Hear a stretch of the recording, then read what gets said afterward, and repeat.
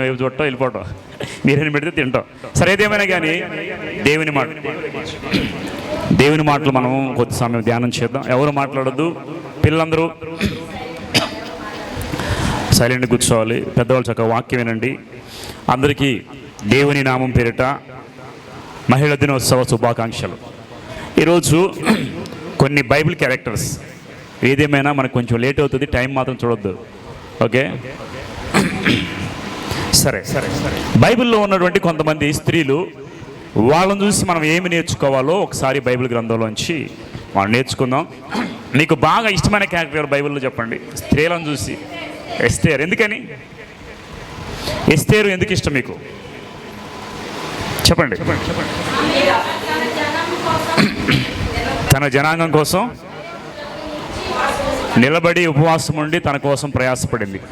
ఇప్పుడు ఇందాక మన వాక్యం చదువుకున్నాం కదా, స్త్రీల గురించి గొప్పగా సామెతల 31వ అధ్యాయంలో రాయబడింది. అయితే దీనికి చక్కగా ఎగ్జాంపుల్ సరిపోయేటువంటి కొంతమంది ఉన్నారు బైబిల్ గ్రంథంలో. మొట్టమొదటి మీరు అన్నట్టుగానే అందరం ఎస్తేరు గురించి కొద్దిసేపు ధ్యానం చేద్దాం. ఎస్తేరు గ్రంథం చూడండి ఒకసారి. ఎస్తేరు గ్రంథం ఓపెన్ చేయండి.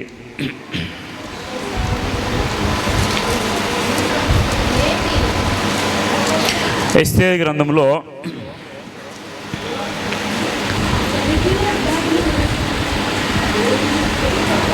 చూద్దాం ఒకసారి. నీకంతా తెలుసు కదా ఎస్తేరు ఎవరు. 9వ వచనం ఒకసారి చూడండి. 2వ అధ్యాయము, ఎస్తేరు గ్రంథం 2వ అధ్యాయము 9వ వచనం. ఆ చిన్నది అతని దృష్టికి ఇంపైనది కనుక ఆమె అతని వలన దయ పొందెను. ఎవరి వలన దయ పొందింది? దృష్టికి ఇంపైనది కనుక దయ పొందింది. ఇంకెవరు మాట్లాడు? దయచేసి పిల్లలు కూర్చోవాలి, తిరగొద్దు, సైలెంట్. ఓకే, ఎస్తేరు గురించి చెప్పుకోవాలంటే బోల్డ్ అండ్ కరేజియస్ ఉమెన్. ఎవరంట? బోల్డ్ అండ్ కరేజియస్ అంటే అర్థం ఏంటి? ధైర్యంగా ఉండి చాలా నిబ్బరంగా ఉన్నటువంటి స్త్రీ. ధైర్యము ప్లస్ నిబ్బరం కలిగిన స్త్రీ ఎవరంటే ఎస్తేర్. ఎస్తేరు ఉన్న క్వాలిటీస్ చెప్తే, ఎస్తేరు చాలా బ్యూటిఫుల్గా ఉంటుంది. ఎస్తేరు ఎలా ఉంటుందంట? చాలా అందంగా ఉంటుంది. తనకి తల్లిదండ్రులు లేకపోతే తను పెంచింది ఎవరు? మొర్దెకై. మొర్దెకై ఏమవుతాడు ఆయన ఎస్తేరుకి? బాబాయ్ వరుస అవుతాడు. తెచ్చి ఆవిడని పెంచుకున్నాడు. ఓకేనా? ఓకే.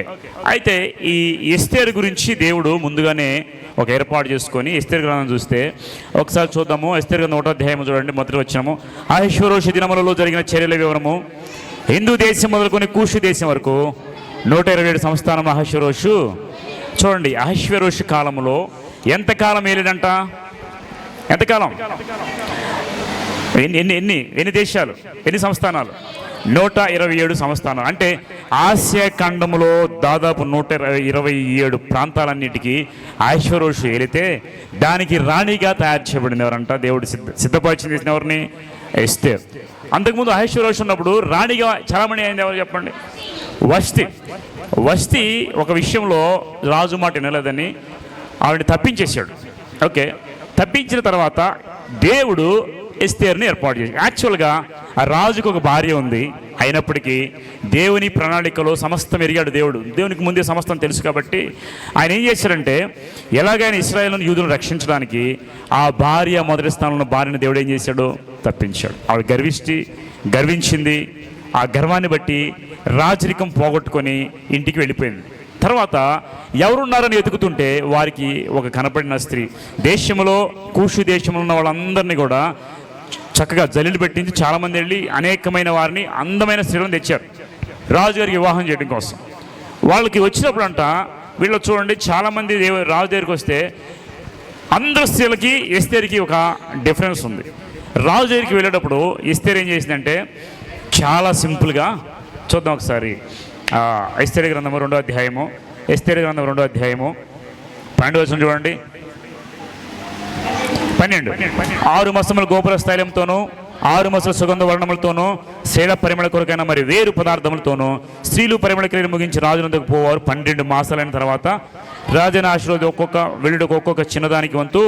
అంటే సంవత్సరం అంతా వాళ్ళు నలుగు పెడతారు వివాహాలకి. ఎలాగైతే నలుగు పెట్టి వాళ్ళని షైన్ చేస్తారో 12 నెలలు దాదాపు సంవత్సరం పాటు వాళ్ళని షైన్ చేసి రాజు దగ్గర తీసుకెళ్తారు.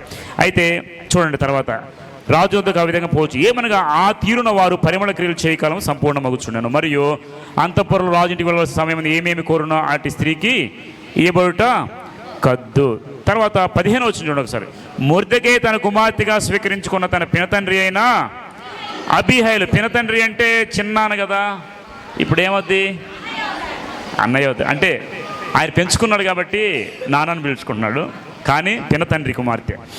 చూడండి, అబీహైలు కుమార్తె ఎస్తేరు రాజును వెళ్ళుటకు వంతు వచ్చినప్పుడు స్త్రీలను కాయు రాజు యొక్క షండుడైన హెగే నిర్ణయించిన అలంకారము గాక మరి ఏమీయూ కోరలేదు. ఇక్కడ మనం ఒక విషయం నేర్చుకోవాలి. అందరూ 12 నెలలు అనేకమైన అలంకారాలు పెట్టుకొని నలుగు వేయబడి, వివాహానికి అయితే ఒకసారి 3 రోజులు వేస్తారు నలుగు అంతే, కానీ అక్కడ ఉన్న స్త్రీలకి దాదాపు సంవత్సరం నలుగులు వేశారు.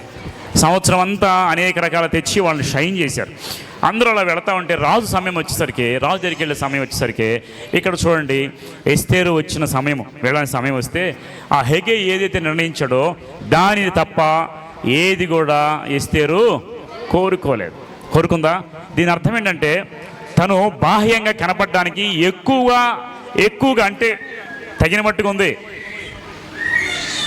ఎక్కువగా ఏది కూడా కోరలేదు. ఇక్కడ ఒక విషయం నేర్చుకోవాలి ఎస్తేరు గురించి ఒక విషయం. చాలా సింపుల్గా ఉన్న స్త్రీ ఎవరంట?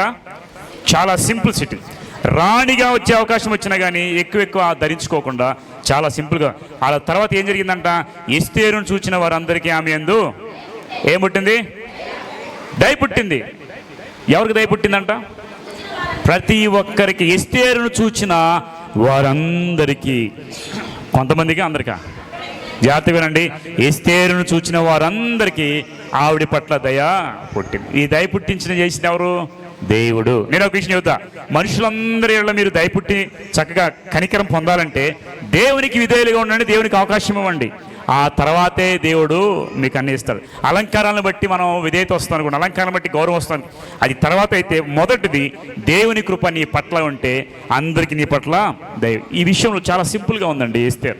ఆ విధంగా ఆ ఎస్తేరు ఏం చేసింది? రాజు దగ్గరికి వెళ్ళింది. తర్వాత రాజు ఆమెను ఎంతమందిని ప్రేమించదు అండి? 17 వచ్చిన. స్త్రీలందరికంటే రాజు ఎస్తేరును ప్రేమించి, కన్యకలందరికంటే ఆమె అతని వల్ల దయాదాక్ష్యంలో అతడు రాజకిరీటము ఆమె తల మీద ఉంచి ఆమెకు వస్తీకి బదులుగా రాణిగా. ఇక్కడ ఏమైంది చూడండి ఒకసారి. స్త్రీలందరికంటే రాజు ఎస్తేరును, ఎస్తేరు ఒక్కటే రాజు మైండ్లో ఎందుకు పడింది చెప్పండి? అందరికిలాగా బాగా అలంకరించుకుని వెళ్తే అందరిలో ఒకటిగా ఉండేది. ఏమైనా చూస్తే సింపుల్గా ఉంది, ముఖం చూడగానే రాజుకు దయ పుట్టింది. ఇక అందరికన్నా ఎక్కువ ఎస్తేరును ప్రేమించి ఆమెకి తల కిరీటం పెట్టి రాణిగా చేశాడు. చూడండి, ఇప్పుడు రాణిగా అవడానికి గల కారణం ఏంటి చెప్పాలి? దేవుని కృప, సింప్లిసిటీ. ఓకే, రాణిగా అయిన తర్వాత మనకి ఎక్కువ సమయం లేదు కాబట్టి ఒక్కొక్క 5 నిమిషాలు చెప్పుకొని వెళ్ళిపోతాం. రాణిగా అయిన తర్వాత ఒకనొక రోజు హామాన్ అని ఒక దుర్మార్గుడు ఉన్నాడు, తెలుసు మీ అందరికీ. హామాన్ ఏం చేశాడంటే, మొర్దెకై అయిన ఒక వ్యక్తి రోజు తనకి నమస్కారం చేయట్లేదని గ్రహించి ఆ హామాన్ వచ్చేటప్పుడంట ప్రతి ఒక్కరూ వంగి నమస్కారం చేస్తే ఒక్క మొర్దెకై మాత్రమే వంగి ఎవరికి నమస్కారం చేయాలి. కారణం ఏంటంటే యెహోవా దేవుని నమ్ముకున్నవారు దేవునికి తప్ప మరి ఎవరికి వంగరు, భయపడరు, ఎవరికి సాష్టాంగపడరు, ఎవరికి నమస్కారం చేయరు. ఆ దేవుని తప్ప ఎవరిని కూడా పూజించేవాళ్ళు. ఈ విధంగా నిలబడ్డాడు మొర్దెకై. ఇది చూసిన హామాన్ ఏం చేసినంటే వీడొక్కడు ఎందుకు నా మీద ఇలా ఉన్నాడని చెప్పేసి ఎంక్వైరీ చేస్తే అతను ఒక యూదుడు అని తెలిసింది. ఎవరంట? యూదుడు. ఈ యూదుడు నన్ను ఎందుకు ఇలా చేస్తాను అట్లా 2-3 సార్లు జరిగింది. ఒకసారి ఏం చేశాడంటే రాజుగారి దగ్గరికి వెళ్ళి, ఈ స్టోరీ అంతా చెప్పుకోవట్లే, ఇస్తే చెప్పుకుందాం. రాజుగారి దగ్గరికి వెళ్ళి కొన్ని అధికారాలు తీసుకున్నాడు. అధికారాలు తీసుకొని ఆయన ఏం చేసేస్తా, ఎవరైతే యూదులు ఉన్నారో ఒక్క శూషణ కోటలో కాదు కానీ 127 సంస్థానాల్లో, ఎన్ని సంస్థానాలు అంటే ప్రతి దేశంలో యూదులు ఎవరైతే ఉన్నారో ఈ ఒక్క వతన్ని బట్టి యూదులు ఎవరైతే ఉన్నారో వాళ్ళందరూ కూడా చంపేద్దామని ఒక రాజముద్ర తెచ్చి ఒక ఆజ్ఞ తెచ్చాడు. తెచ్చిన తర్వాత ఈ ఆజ్ఞ ఎవరికి తెలిసిందంట? మొర్దెకైకి తెలిసింది. మరండి జాగ్రత్తగా. మొర్దెకైకి తెలిస్తే ఆయన శోషణ కోట దగ్గర ఎలాగైనా ఎస్తేరుకి తెలియచేయాలని బయట తిరుగుతుంటే కొంతమంది పిలిచి ఎందుకు ఇలా తిరుగుతున్నావు అని చెప్పేసి ఎస్తేరు చెప్తే, ఎస్తేరు అంది, ఆయన ఎందుకు తిరుగుతున్నా కనుక్కోండి, వస్త్రాలు కావాలా, డబ్బు కావాలంటే ఇవన్నీ నాకు వద్దు, మా ప్రాణం పోయే స్థితి వచ్చింది కాబట్టి ఇప్పుడు ఏం చేయాలి? ఆయన అంటాడు, ఇదిగో దేవుడు నిన్ను ఈరోజు ఇందుకే రాణిగా చేశాడేమో. ఎందుకే రాణిగా చేశాను చూడండి ఒకసారి. ఈ సమయం మందు 4వ అధ్యాయము 14 వచ్చి, నీవు ఈ సమయం మంది ఏమి మాట్లాడ మౌనంగానే యూదులకు సహాయం విడుదల మరి ఒక దిక్కు నుండి వచ్చును, కానీ నీవు నీ తండ్రి వారును నశించుదు. ఈ సమయాన్ని బట్టి రాజ్యానికి వచ్చితేమో ఆలోచించుకోమని మొర్దెకై కబురు పెట్టాడు. ఎవరికి? ఎస్తేరుకి. ఇదిగో ఈరోజు నువ్వు రాణివయ్యావంటే కారణం తెలుసా? ఈ యొక్క విపత్తు నుండి తప్పించబడ్డానికి దేవుడిని ఏర్పాటు. నువ్వు కనుక మౌనంగా ఉంటే మరి ఒక దిక్కు నుండి ఏమొస్తుంది? సహాయము వచ్చేస్తుంది అని చెప్పిన తర్వాత ఎస్తేరు ఏం చేసింది తెలుసా? ఒకటే నిర్ణయం తీసుకుంది. నేను ఇక్కడ శిక్షణ కోటలో 3 రోజులు, ఎన్ని రోజులంట? 3 రోజులు ఉపవాసం ఉంటాను, మీరు కూడా నా నిమిత్తం ఉపవాసం ఉండండి. మీకు అర్థమైంది? ఇప్పుడు ఎస్తేరుతో కలిసి ఉపవాసం ఎందుకున్నాడంటే, నేను రాజు దగ్గరికి వెళ్తాను, రాజు దగ్గరికి పర్మిషన్ లేకుండా వెళితే రాజు తలదీచేస్తాడు. కాబట్టి నేను రాజు దగ్గరికి వెళ్ళినప్పుడు రాజు నన్ను చంపకుండా ఉండడం కోసం మీరు నా కోసం ఉపవాసం ఉండండి. లోపల ఎస్తేరు, బయట యూదులు అందరూ ఉపవాసం ఉండి 3 రోజులు ప్రార్థన చేశారు. 3 రోజులు ప్రార్థన తర్వాత రాణి లేచి, ఎస్తేరు లేచి ఆవిడేం చేసిందంటే డైరెక్ట్గా లేచి వెళ్ళి రాజు సముఖముఖ, రాజు యొక్క దర్బారులోకి వెళ్ళాలంటే పర్మిషన్ భార్యకైనా ఉండాలి. అయితే ఎస్తేరుకి పర్మిషన్ లేదు. లేకుండా వెళితే రాజ్యం పంపించేస్తారు, చంపేస్తారు. అయినప్పటికీ ఎస్తేరు అంట చాలా వణుకుతూ భయంతో రాణి దర్బార్లో నిలబడింది. చూద్దాం ఇప్పుడు ఒకసారి 5వ అధ్యాయం చూడమ్మా. 2వ వచనం, 5వ అధ్యాయం 2వ వచనం. రాణిని ఎస్తేరు రావణం నిలబడి రాజు చూడగా ఆమె ఏందో అతనికి ఏం పుట్టింది? దయ పుట్టెను. ఇది వెరీ వెరీ ఇంపార్టెంట్. పిల్లలు మాట్లాడకుండా తల్లిదండ్రులు చూడండి ఒకసారి. ఎలా ఉంది? డిస్టర్బెన్స్గా ఉంది. ఓకే, రాజుకి ఏం పుట్టిందంట? దయ పుట్టెను. ఇది చాలా ఇంపార్టెంట్. 3 రోజులు ఉపవాస ప్రార్థన ఫలితం ఏంటి? దయ పుట్టాలి. రాజు ఏం చేయకూడదు, రాజుకు నేను మనవి చేయాలని ఉపవాస ప్రార్థన చేస్తే అనుకున్నట్టుగానే 3వ రోజున వెళ్ళి పైపోయిన తర్వాత రాజు దగ్గరికి వెళితే రాజు ఏం చేశాడంట? ఆమె ఎందుకు దయ పుట్టాను. రాజు తన చేతి నుండి బంగారపు దండమును ఎస్తేరు దగ్గర చాపగా ఎస్తేరు దగ్గరికి వచ్చి దండం యొక్క కొన ముట్టెను. రాజు రాణి అని ఎస్తేరు, నీకేమి కావాలి, నీ మనవి ఏమిటి? రాజ్యంలో సగం నీకు అనుగ్రహించిన ఆమెతో చెప్పగా. ఇప్పుడు ఈ 3 రోజులు ప్రార్థన చేసి దేనికోసం అంట? రాజు కనికరం కోసం. కనికరం వచ్చిందా లేదా? మీరు అనుకోవచ్చు ఉపవాస ప్రార్థనకి నాకు జవాబు వస్తాయంటే ఖచ్చితంగా ఉపవాస ప్రార్థన చేయండి. ఆ తర్వాత చూడండి దేవుని యొక్క కనికరం మీ మీద వచ్చేస్తుంది. అయితే రాజు దగ్గరికి వెళ్ళిన తర్వాత నీకేం కావాలి? రాజ్యం కావాలా? నీకేం కావాలి చెప్పంటే నాకేం వద్దు, నువ్వు నా ఇంటికి భోజనానికి రా. అక్కడే చెప్పొచ్చుగా, చెప్పిందా? చాలా తెలివైంది ఎస్తేరు. వినండి, అందానికి స్మార్ట్నెస్ తోడైతే ఇంకా వాళ్ళని ఆపడం చాలా కష్టం. స్మార్ట్నెస్ చాలా ఉంది. ఎవరి దగ్గర? ఎస్తేరు దగ్గర. ఎస్తేరు అంట నా ఇంటికి భోజనానికి రా. చక్కగా వెళ్ళాడు సంతోషంతో. తర్వాత ఏముంది? నీ తోడుగా ఉన్నట్టు హామాన్ని కూడా భోజనానికి తీసుకురా. ఒకరోజు భోజనం అయిపోయింది. భోజనం అయిపోయిన తర్వాత ఈ హామాన్ ఏం చేశాడు? మరలా బయటికి వెళ్తుంటే మొర్దెకై కనపడ్డాడు. మొర్దెకై మరలా మొక్కలేదు. ఈ సమయంలో ఇంటికి వెళ్ళి చెప్తాడు హామాన్, ఇదిగో నాకు ఒకడు భయపడలేదు, నాకు రాజ్యం ఇచ్చాడు, అధికారం ఇచ్చాడు రాజు, కానీ ఈరోజు నాకు భయపడట్లేదు ఇతను, ఏం చేయాలి అని అంటే ఇంట్లో ఏమంటారు తెలుసా? వినండి ఒకసారి. ఇంట్లో ఏమని తెలుసా? అలాంటి వాడిని నువ్వు ఊరికొయ్యి పెట్టించే అని చెప్పి ఇంటి పక్కన 50 మూరల ఎత్తులో, దాదాపు గొలియాతి ఎంత ఎత్తు? 6 మూరల జానుడు, కానీ 50 మూరల అంత ఎత్తులో ఒక ఊరికొయ్యి హ్యాంగింగ్ చేయడానికి ఒకటి వేలాడి తీసాడంట. వేలాడదీసి మరలా ఆ ఇంటికి వచ్చారు. ఇప్పుడు సైనికులు ఇంటికి వచ్చి, ఇదిగో నేను రాణి పిలుస్తున్న భోజనానికి 2వ సారి రమ్మన్నారు. 2వ సారి భోజనానికి వెళ్ళిన తర్వాత అప్పుడు రాజు ముందు రాణి ఏమంటే తెలుసు, ఇదిగో ఇప్పుడైనా చెప్పు నీ మనమేంటో అంటే, మా జాతి మొత్తాన్ని నశింపజేయడానికి ఒక దుష్టుడు ఉన్నాడు అని. ఈ దుష్టుడు ఎవరనంటే ఈ హామా అని చెప్పింది. చెప్పిన తర్వాత వెంటనే రాజు కోపం వచ్చి బయటకు వచ్చేసి ఏదో ఒకటి చేద్దామని మాట్లాడుకుంటే అక్కడే ఉన్న ఎస్తేరు దగ్గర కాళ్ళ మీద పడతాడు వచ్చి హామా. ఈ యొక్క సిచ్యువేషన్ అంతా దూరం నుండి రాజు చూస్తాడు.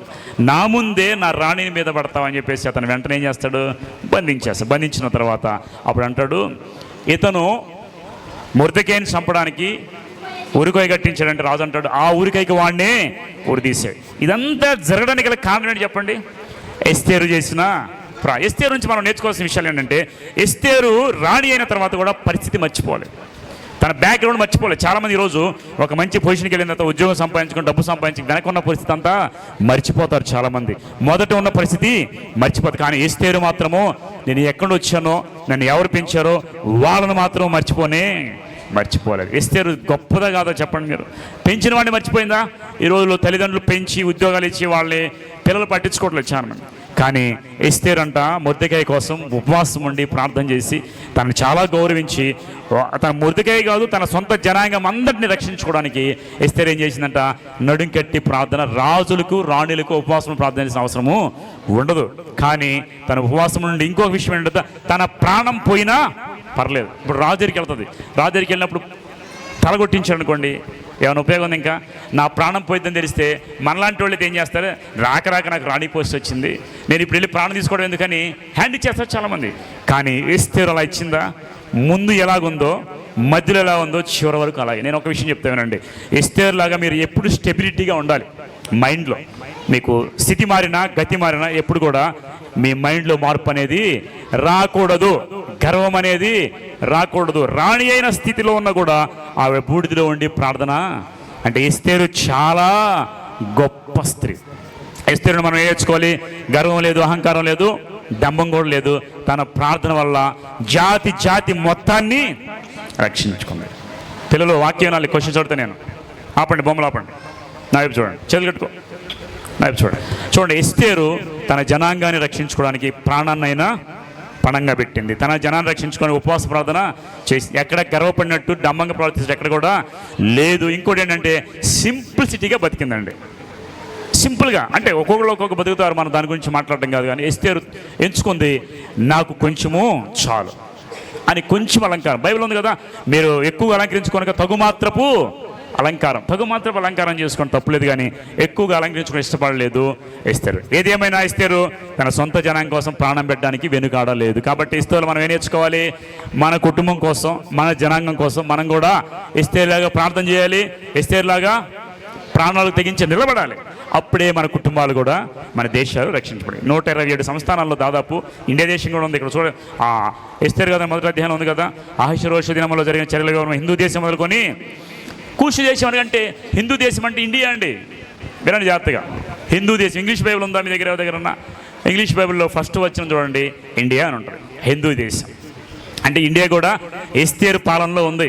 మీకు విషయం తెలుసా? మన ఇండియా కూడా ఎస్తేరు పాలనలో ఉంది. అహష్వేరోషు ఇండియాలో ఉన్న యూదులను కూడా రక్షించింది. కాబట్టి ఈరోజు ఎస్తేరు లాగా ఉండడానికి ప్రయత్నం చేద్దాం వద్దా? క్వాలిటీస్ చెప్పండి. ఎస్తేరు క్వాలిటీస్ ఏం నేర్చుకొని చెప్పండి. ఎస్తేరు ఎప్పుడు గర్వపడలేదు, స్థితి మారిన తన మనస్సు మారలేదు, ఎప్పుడు ఒకేలాగుంది. అదే రీతిగా తన జనాంగం కోసము తన ప్రాణాలకు కూడా తెగించి ఉపవాస ప్రార్థన, ఇవి నేర్చుకోండి. ఎస్తేరులోంచి మనం నేర్చుకోవాలి. ఈరోజు ఒక్కొక్క ఎస్తేరులాగా మార్చబడాలి. అర్థమవుతుందా? కాబట్టి ఎస్తేరు మనకి అందరికీ ఈరోజు మాదిరికరంగా ఉంది. తర్వాత ఇంకొక వ్యక్తి గురించి చూద్దామండి. మీరు బాగా స్త్రీలు అంటే చెప్పుకునే ఎవరి గురించి? రూతు. సరే, అక్కడికి వద్దాం. ఈరోజు మీ కిజ్ కూడా అదే కదా. ఓకే, రూతు గురించి మనం ఆలోచిస్తే, రూత్ వచ్చేసరికి ఆమెకు ఒక మాట చెప్పచ్చు, లాయల్టీ ఇన్ రిలేషన్షిప్. చెప్పండి, లాయల్టీ. లాయల్టీ అంటే ఏంటి? లాయల్టీ అంటే ఏంటి? నమ్మకత్వం, విధేయత చాలా వస్తాయి కదా. సరే, రిలేషన్షిప్లో చాలా నమ్మకంగా ఉందండి రూత్. ఇంకా అక్కడక్కడ మాటలు వినపడుతున్నాయి. మీరు సైలెంట్గా ఉండాలి, దయచేసి మాట్లాడొద్దు. రూతు గురించి మీకు అందరూ తెలిసిందే. రూతు గురించి కొన్ని విషయాలు మనం జ్ఞాపకం చేసుకుందాం. రూతు లాయల్టీ కలిగినటువంటి స్త్రీ. ఎలాంటి? రిలేషన్షిప్లో లాయల్టీ. ఈరోజు చూడండి, బయట ఒకరితో ఉంటే నెక్స్ట్ ఇంకోళ్ళతో రిలేషన్షిప్ అనేది బ్రేక్ చేసేస్తున్నారు చాలామంది. రూతు గురించి కొన్ని గొప్ప విషయాలు మనం నేర్చుకున్నాం ఈరోజు. దయచేసి వాక్యం వినండి. ఓకే, రూతు ఎవరికి కోడలు? నయోమికి కోడలు. నయోమి ఎక్కడికి వెళ్ళింది? బెత్లెహేము నుండి. మోయాబు ఎవరో తెలుసా మీకు? మోయాబులు ఎవరు? లోతు యొక్క సంతానం. అంటే లోతు కుమార్తెలు లోతుతో పాపం చేసినప్పుడు దేవుడు సపోర్ట్ చేయలేదు దాన్ని. మోయాబీలు, అమ్మోనీలు పుట్టారు. మోయాబీలతో 1000 మంది అని దేవుడు చెప్పాడు. 1000 మంది వద్దు. అలాంటి మోయాబీలను వెళ్ళి వివాహం చేసుకుంది ఎవరు? నయోమి. నయోమితో పాటు ఇంకా వివాహం చేసుకుంది ఎవరు? వాళ్ళకి యాక్చువల్గా రూతు నయోమి కోడలు. వీళ్ళు అక్కడికి వెళ్ళిన తర్వాత మోయాబీలతో కలిసి తిరిగారు, సహవాసం చేశారు. దేవుడు వాళ్ళతో వద్దన్నాడు. ఆ దేశంలో కరువు వచ్చింది బాగా. రూతు నయోమికి భర్త ఉన్నాడా? ఉన్నాడా, చనిపోయాడా? చెప్పండి, డౌట్కి చెప్తా. రూతుకి భర్త ఉన్నాడా ఇప్పుడు? మరి నయోమికి భర్త ఉన్నాడా?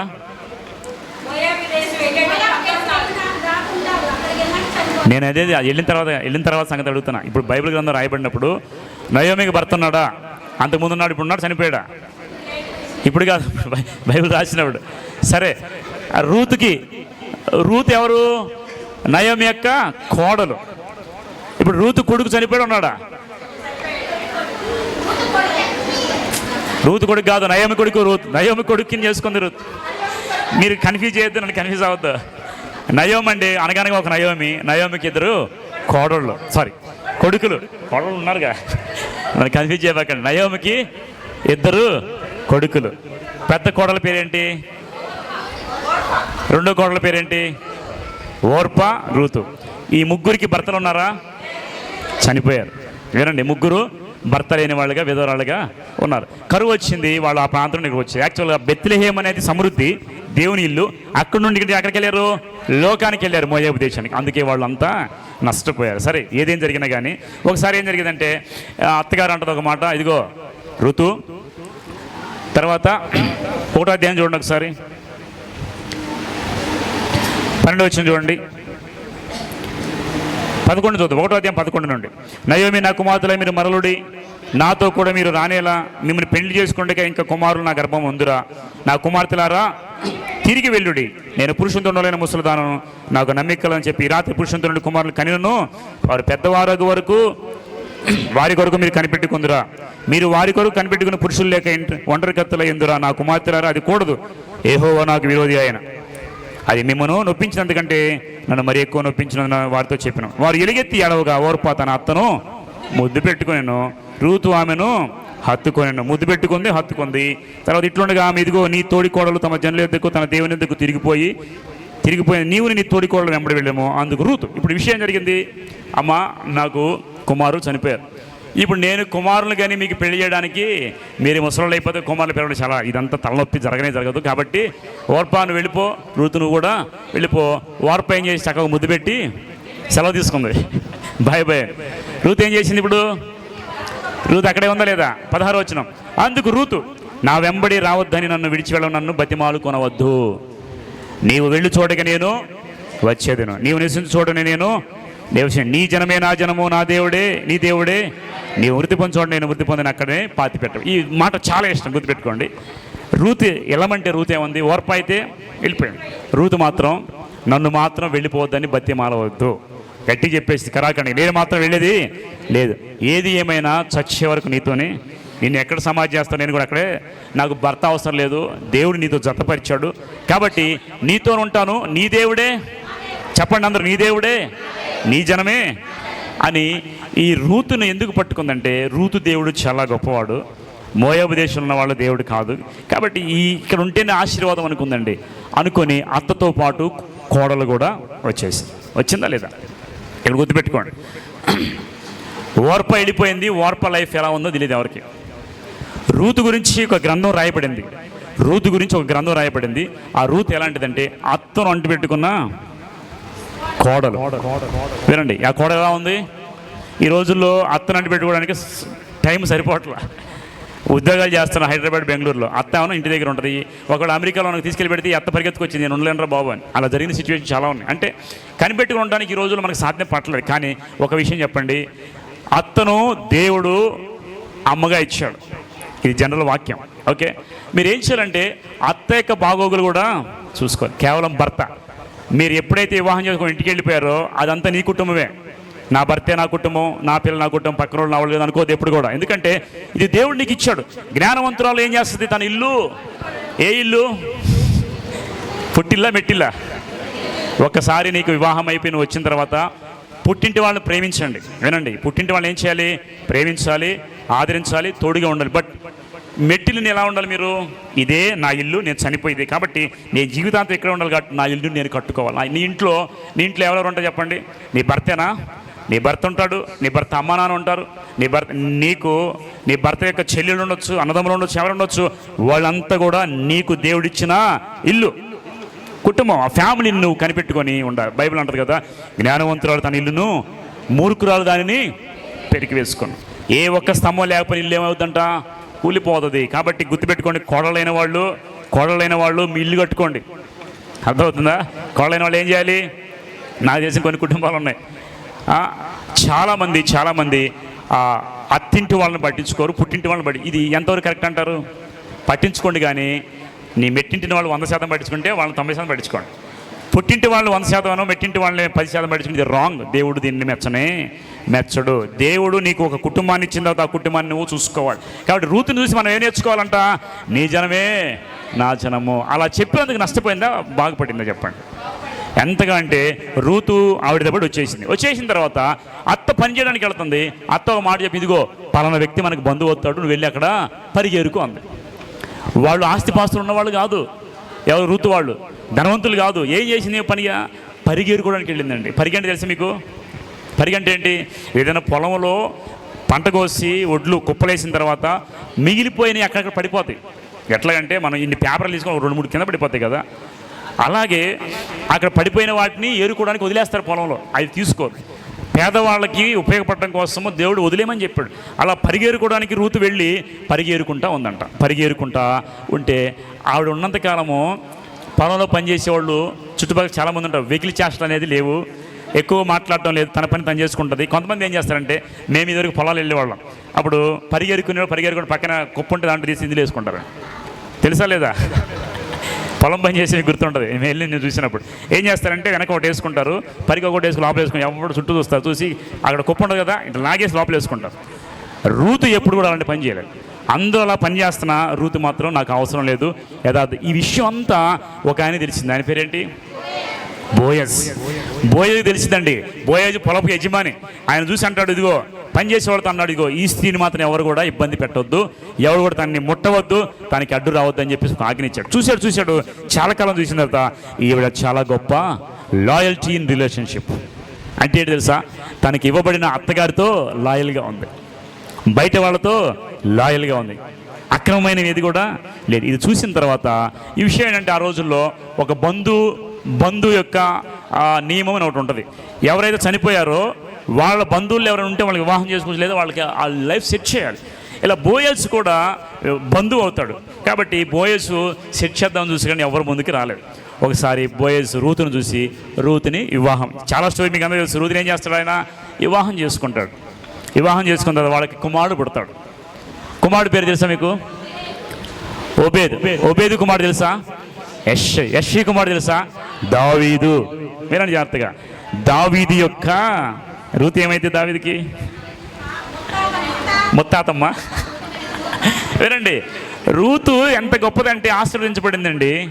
నమ్మకంగా ఉంది, చిన్న పరిగెరుకున్నది, ఒక గొప్ప ఐశ్వర్యంతో భార్య అయింది. నమ్మకంగా ఉంటే, లాయల్గా మీరు ఉంటే దేవుడు మిమ్మల్ని తీసుకెళ్ళి ఎక్కడో ఆశీర్వదిస్తాడు. మీరు తెచ్చుకున్న కొంచెం పరిగా ఒకటి ఏరుకుంటే కొన్ని తెచ్చుకుంటే దానివల్ల ఏమైనా ఆస్తిపాస్తులు కొంటారా?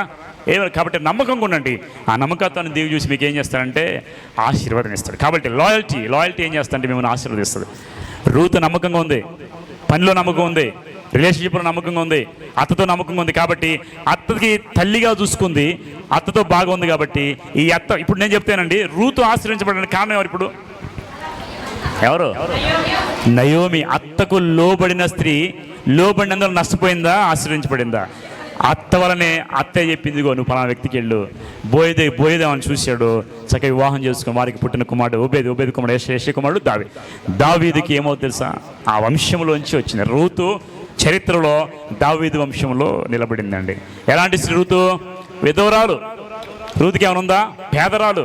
రూతుకి ఏమీ లేదు, అన్నీ పోగొట్టుకుంది. కానీ దేవుని దగ్గరికి వస్తే దేవుడు ఆశీర్వాదం ఎలా ఉంటుంది? చాలా గొప్పది. దేవుడు పోయిన దాని నుండి దుఃఖమైన దాన్ని సంతోషకరమైన స్థితికి నడిపించాడు. కాబట్టి రూతులో ఏమి నేర్చుకోవాలి ఈరోజు చెప్పండి? మనం పిల్లలు రూతులో ఏమి నేర్చుకోవాలి? చెప్పాలి. ఏం నేర్చుకోవాలి? అర్థవుతారు ఏదైనా కొట్టేవాళ్ళలాగా. రూతుని గురించి మనం ఏం నేర్చుకోవాలి? విధేయత నేర్చుకోవాలి. అత్తను తల్లిలాగా చూసుకోండి. నేను ఒక విషయం చెప్తే, ఇక్కడ అత్తను తల్లిలాగా చూసుకున్నాడు. తల్లి అలా చూసుకోవాలి, కోడల్ని కూతురులా చూసుకోవాలి. చూస్తారు ఎవరన్నా? మన కూతురేమో పుట్టింటికి వేరే ఇంటికి వెళ్తే మన కూతురే, కోడలు మాత్రం కోడలే, కూతురు మాత్రం. ఏ కుటుంబంలో అయితే అత్త కూతురులాగా చూసుకుంటుందో, ఏ కుటుంబంలో అయితే కోడలు అత్తని అమ్మలాగా చూసుకుంటారో అవి చాలా ఆశ్చర్యం. అలాంటి దొరికితే ఏమైనా చూసారా మీరన్నా? ఈ రోజుల్లో కరువైపోయినాయి అన్నీ కూడా. ఎందుకంటే స్వార్థం ఎక్కువైపోయింది. నేను చెప్తానండి, మీరు చాలా జాగ్రత్తగా వినండి. అత్తగారిని అంటి పెట్టుకున్న కోడలు ఎంతగా ఆశీర్వదించబడిందంటే, ఎంతకంటే ఆవిడ జీవితం మారిపోయింది. మూడు బారిన